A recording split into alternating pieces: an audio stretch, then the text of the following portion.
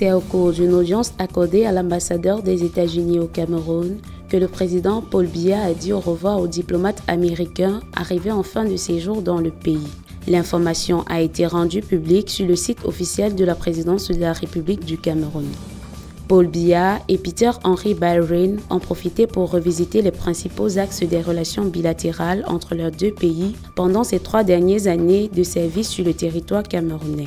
Au sortir de l'audience, l'ambassadeur a déclaré que le Cameroun et les États-Unis ont fait beaucoup de choses ensemble à l'avantage du peuple, notamment dans le domaine de la santé avec la lutte contre le VIH-Sida et récemment contre le Covid-19. Toutefois, l'opinion publique reconnaît que le service de l'ambassadeur américain au Cameroun n'a pas toujours été un fleuve tranquille. En mai 2018, quelques mois après avoir présenté ses lettres de créance au président Paul Biya, Peter Henry Byron exprimait son indignation au chef de l'État du Cameroun par rapport aux exactions de l'armée dans la crise en zone anglophone. Dans la même déclaration, l'ambassadeur des États-Unis suggérait au président camerounais de ne pas se présenter aux élections présidentielles d'octobre 2018. Une déclaration qui a perturbé sérieusement les relations entre les deux pays. L'ambassadeur américain quitte ainsi le Cameroun, laissant derrière lui un pays en proie aux crises communautaires ainsi que des tensions politiques engendrées par une opposition intransigeante qui exige toujours la chute du président de la République depuis les élections du 7 octobre 2018. Au Gabon, l'impact économique de la pandémie du Covid-19 et la chute des coûts du pétrole sur le marché international ont contraint le pays à une récession inquiétante. Pour régler ce déficit budgétaire, le pays a entrepris des réformes économiques avec en toile de fond la loi fiscale. Les étrangers résidant sur le territoire gabonais sont les principales cibles dans le viseur du gouvernement. En effet, la taxe de séjour devrait connaître une augmentation de près de 50 000, voire 150 000 francs CFA.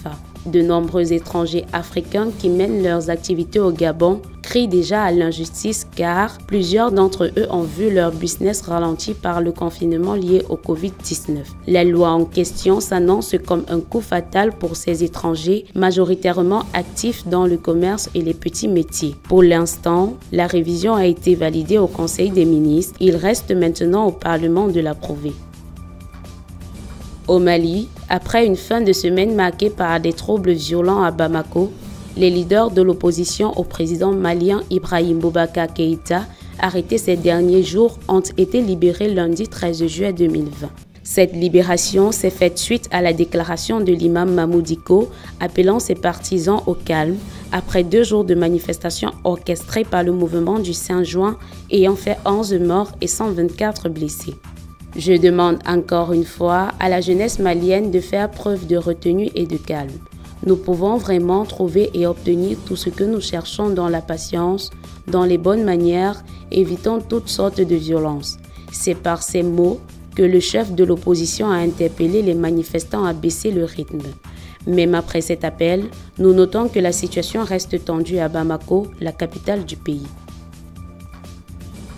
Au Bénin, les médias en ligne qui opèrent dans l'illégalité sont appelés à mettre un terme à leurs activités. À travers un communiqué du mardi 7 juillet 2020, le président de la Haute Autorité de l'Audiovisuel et de la Communication, HAAC, ordonne aux promoteurs de tous ces médias en ligne de mettre fin à toute publication sous peine de se voir appliquer les sanctions prévues par les textes en vigueur. Cette mesure découle du fait que les médias en ligne se créent dans tous les sens sans autorisation préalable de la Haute Autorité de l'Audiovisuel et de la Communication, et ce, en violation flagrante de l'article 252 de la loi 2015/07 du 20 mars 2015 portant Code de l'information et de la communication en République du Bénin. Dans le monde des médias, beaucoup voient une manière pour le gouvernement de Patrice Talon, accusé d'avoir engagé le Bénin dans un tournant autoritaire et de resserrer les mesures sur la liberté d'expression.